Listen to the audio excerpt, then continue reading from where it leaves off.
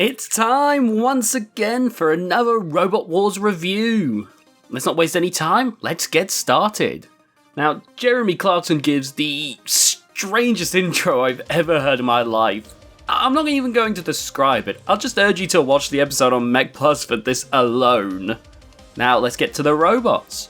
First up is Warthog, which weighs in at 24.4 kilograms. Now, despite that massively light robot, it actually kind of looks nice. It looks like if Panic Attack just became kind of a strange wedge. Like, I actually really like the look of this machine. It's probably one of the nicer looking ones of the series.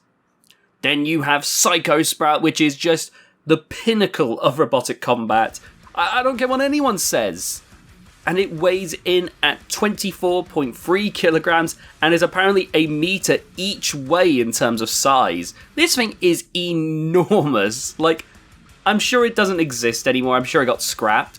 But listen, if the builders of Psycho Sprout still have it, how much do you want for it? I will pay. I will find a way to get to you, collect Psycho Sprout, pay you the money, and take it back. I need Psycho Sprout. Like, if I could say that I am the proud owner of Psycho Sprout, mwah. Oh, that'd be perfect. Then we get Body Hammer coming in, weighing in at 78.9 kilograms, and is a shape I don't think I've ever seen any robot take. Given it's by the Cold Fusion team, this should come as no surprise to anyone familiar with them, given that they came up with robots like Pussycat and Killy Cranky. Like, they're just a very unique team, honestly. Then there was Talk of the Devil, which is the strangest looking robot of the entire season, as it looks like a beast that came out of hell itself. It comes in weighing at 57.9 kilograms, a little on the lighter end, but a little bit more understandably light compared to, 24 kilograms. Reality comes out and it actually looks quite fun.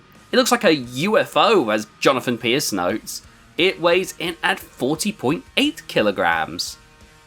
And then finally, there's Full Metal Anorak, which is probably the simplest looking robot, but one of the more effective looking this heat, despite how I feel about their tire cutting blade. They come in weighing at 28.5 kilograms. So, the weight will probably go to bite them in the backside. So of course, first up is the Gauntlet as always, and little time is wasted as we get to see Full Metal Anorak up first. They go for the maze first, and apart from having some issues getting through, they do manage it as they make it to the finish line where Matilda is nowhere in sight. With that, Full Metal Anorak is safe and moving on. Talk of the Devil comes out next and comes out backwards, where we get to see that it has two weapons, a spinning pole and a rear flywheel that they spun up in the pit. God damn it, guys. Talk of the Devil, I will say it is a pretty interesting looking rear flywheel. Given that this was just Series 1, it's not too bad. Talk of the Devil gets stuck with Bash on the Grill after making it off the turntable, meaning that they only made 4.92 meters, which was honestly very dicey for them. Next up was Body Hammer taking on the Gauntlet, and they also go for the maze, where similar to Full Metal Anorak, they do have some issues making it through, but once again do manage so, and they make a beeline for the exit, where they end up swerving into the grill, but unlike most robots, they're actually able to drive off and cross the finish line. This means that Body Hammer is certain to be safe and will be moving on to the next round. Next up was Warthog. It comes out of the turntable and immediately gets stuck on the wall. Its run ends here, meaning that Warthog only makes 3.92 meters.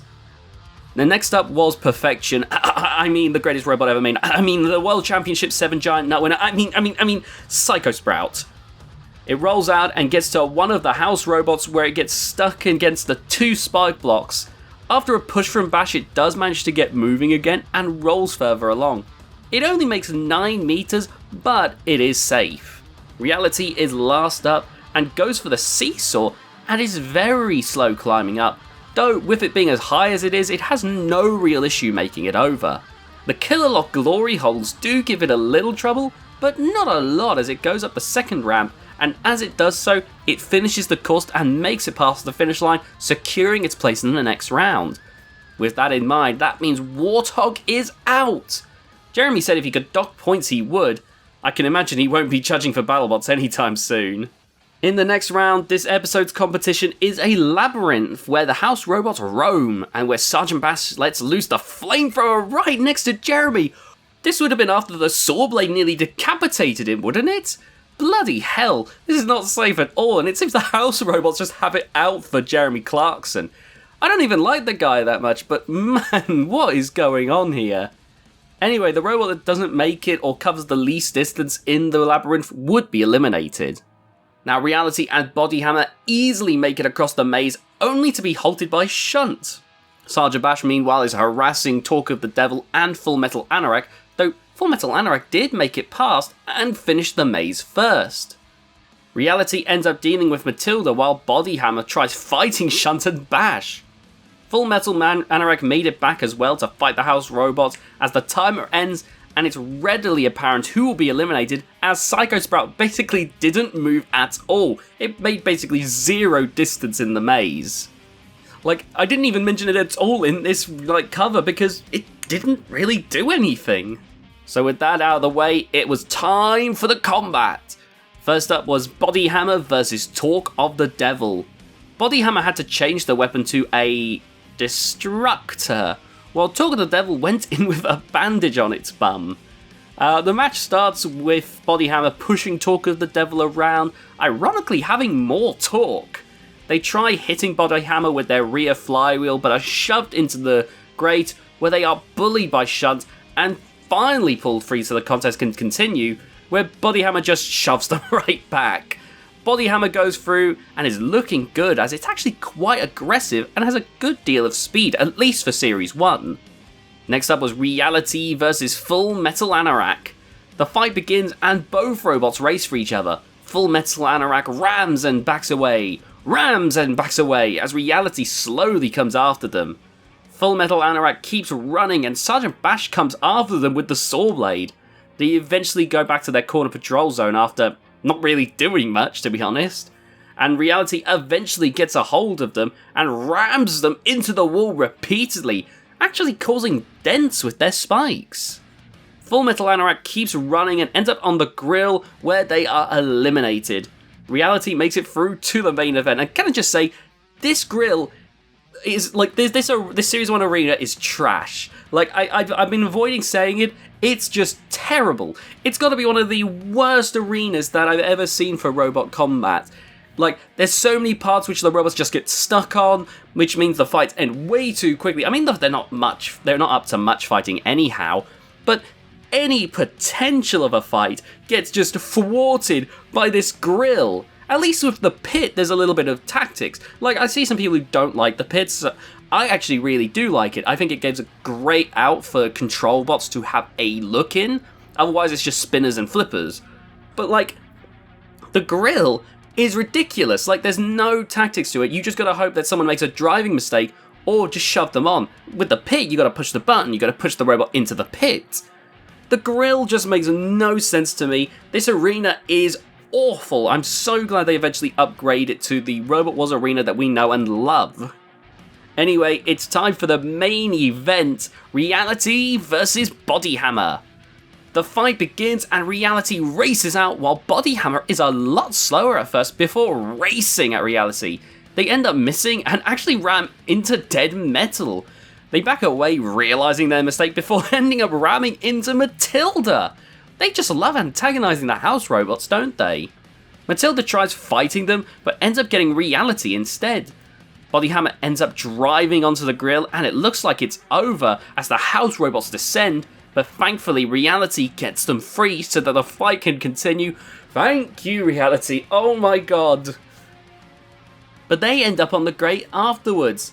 I think Bodyhammer tries pushing them free, but they only end up pushing them further, meaning that the fight is over and Bodyhammer wins the fight. God damn it, the grate got involved again. Overall, this was a weird episode. No one looked necessarily amazing, but Bodyhammer was definitely the most impressive.